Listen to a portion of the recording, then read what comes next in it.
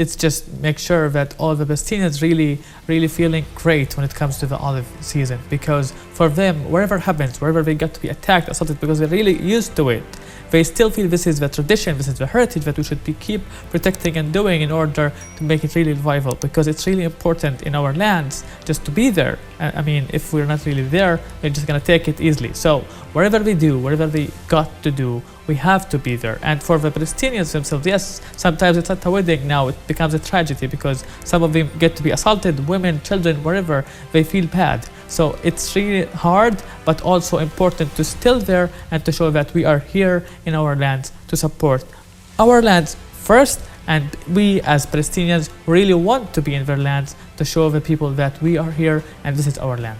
The olive harvest season is very special for the Palestinian people in the occupied land due to its contribution to the national economy and also the revival of the spirit of cooperation and the fraternity among the Palestinian families.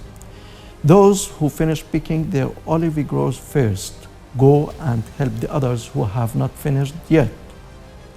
But because of the Israeli occupation and the Israeli colonizers' attacks on the Palestinian farmers in all the occupied West Bank, and in particular the governorate of Salfeet, this season has been turned into a season of blood, torture, and other violations of human rights.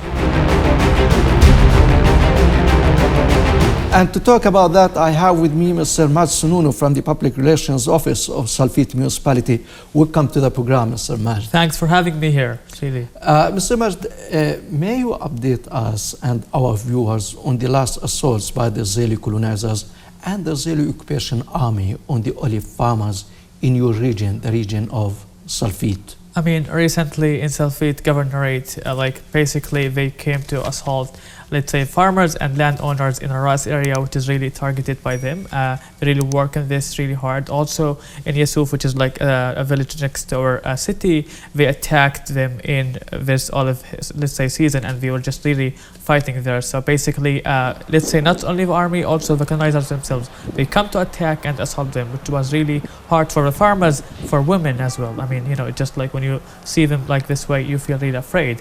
It's really hard to get this idea.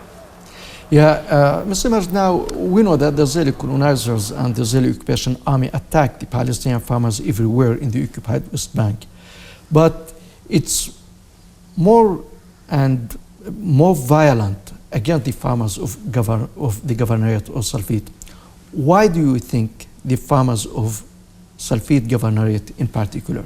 What's special about this region? I mean, Salfeet Governorate is really famous and known for just having this olive harvest season all the time. I mean, we are like the most city that has olive trees and stuff. So it's really important when you just see this point. For them, the idea they want to attack this, they want people to stop working. People just, just like to finish this idea. I mean, in their minds that, they work on it, they love it. People in Salfeet Governorate, they're really interested in this season. Every time they go to this, they just really have a specific time, which is now October. It's like this is the season. So for them, if they get to this point, they would feel that this is really hard for the farmers. So people are suffering. So for them, when they try to, let's say, construct this idea in their minds and come to our lands to destroy this idea that we have, our principle, which is a tree. So there is this kind of connection. It's like heritage. So when they get to it, they try not to allow us to do things that we like to do, things that we feel really interested into.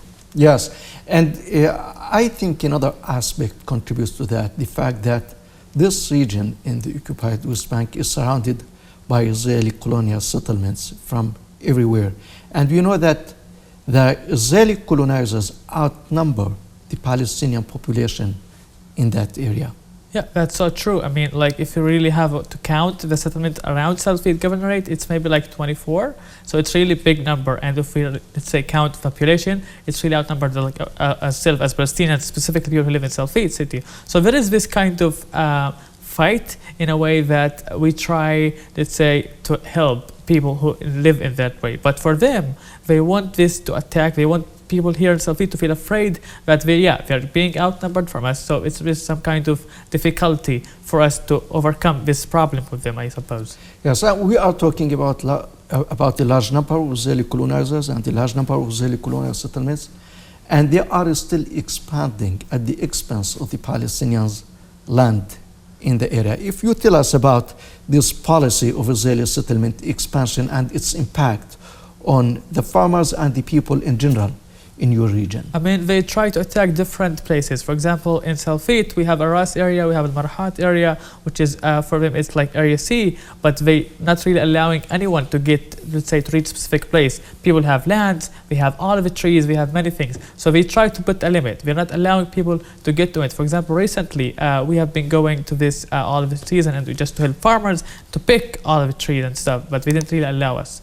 They didn't stop us, and we are trying to protect the settlers who are really above us in that place. And also in Bidya, we have a place called Khalid Hassan. In Yusuf, we have settlers that's really like next to it. They attacked them during this week. And also, there are like, let's say, trees beyond the wall, and people go there, they have lands, and they got to be assaulted by them. Yes, and according to the international law and the Geneva Conventions, we know that the occupying power is responsible for providing protection for the civilian people under its occupation. Now, when the Israeli colonizers attack the Palestinian farmers in your region, what does the army do? How they act? I mean, the Israeli occupation army.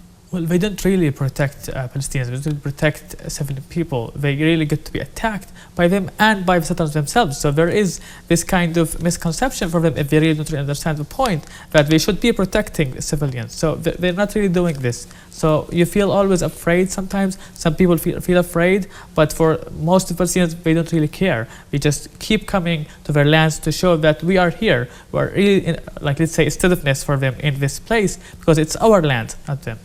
So we are talking about a systematic Israeli occupation policy against the Palestinian farmers and against the Palestinian olive groves. It is not a matter of individual colonizers or settlers.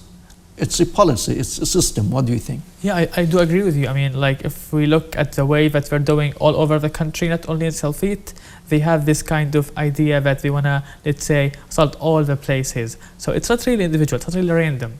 They do things in a well-organized way. They try to do things that they want to do. They build settlements. They build anything. They reach, and also all the places. They provide them with water, electricity. It's not really individual stuff. I don't really think so. Yes, and if we talk about the role of the municipality of Salfeet and the grassroots organizations, other national forces, in terms of their contact with international bodies, maybe human rights organizations, United Nations organizations, any attempt or any effort through these organizations to press the Israeli occupation government to curb the colonizers and the occupation army assaults on the Palestinians. I mean, Salfeet Municipality is doing a great job with this. They're really supporting the farmers, landowners all the time.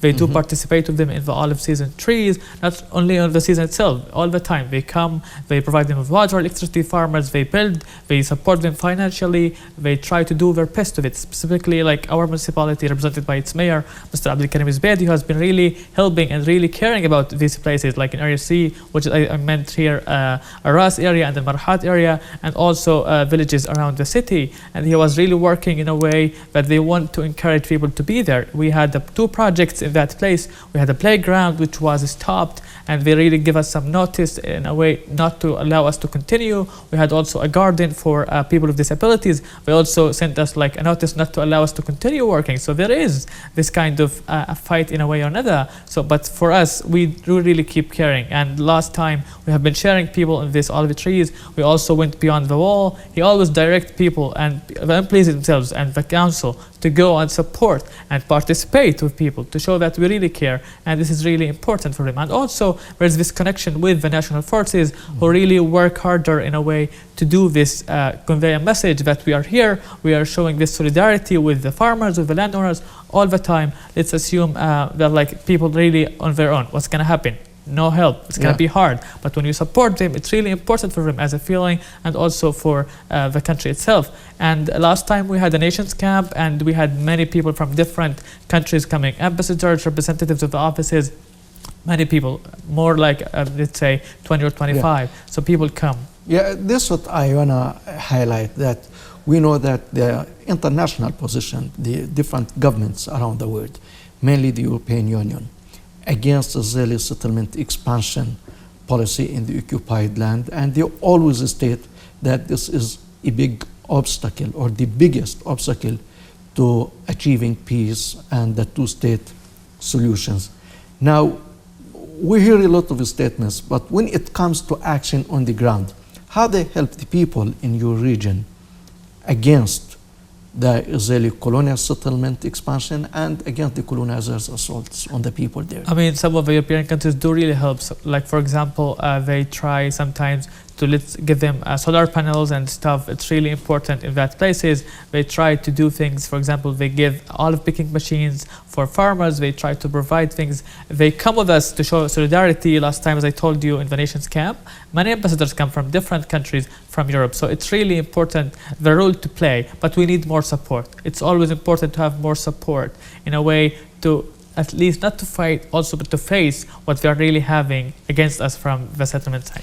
Yes, must we know that Palestinian farmers depend much on the olive harvest and the olive crop, olive oil, green olives, for the local markets and for exporting to international markets. Now, when the Palestinian farmers face all this violence by the Israeli occupation and the Israeli colonizers, how the economy of the Palestinian families who depend on olive product, how it is affected? Well, it's really affected. I mean, like, it's really easy. Like, when you, for example, have this land and you do really have oil, like, out of it when you just finish picking up the trees. So, and when this is really attacked, for example, some of the lands were burned. So, there is nothing. So basically, it does really affect the economy and it affects their income as people, because, you know, like, not everyone is working in governorates or stuff. They really depend on farming and on their lands. So it is really affected by that. Yeah. My final question to you, Mr. Majd. We all know that the olive season for the Palestinians is very special, and we all remember when we were children. And today, we still do that. We celebrate the olive harvest season. It is a season of happiness, inspiration, cooperation, fraternity, bringing the family together and the community together. And as I said in the introduction, you finish first, you go and help others to finish picking their olive groves. Now, in light of this situation, the Israeli colonizers' violence encouraged by the Israeli occupation government, how this Palestinian spirit and this Palestinian tradition is impacted? Well, it is really impacted by this violence, by this practice that they're doing against us. But let's just make sure that all the Palestinians really feeling great when it comes to the olive season, because for them, wherever happens, wherever they get to be attacked, assaulted, because they're really used to it, they still feel this is the tradition, this is the heritage that we should keep protecting and doing in order to make it really viable, because it's really important in our lands just to be there. I mean, if we're not really there, we're just going to take it easily. So wherever we do, whatever we got to do, we have to be there. And for the Palestinians themselves, yes, sometimes it's at a wedding now, it becomes a tragedy because some of them get to be assaulted, women, children, wherever, they feel bad. So it's really hard, but also important to still there and to show that we are here in our lands to support our lands first. And we as Palestinians really want to be in their lands to show the people that we are here and this is our land. Ms. Snono from the Public Relations Office of Salfeet Municipality, it has been a great pleasure having you on our program. Thank you. Pleasure is mine. Thank you. And ladies and gentlemen, thank you very much for watching, and from me, Osama Nazal. Goodbye.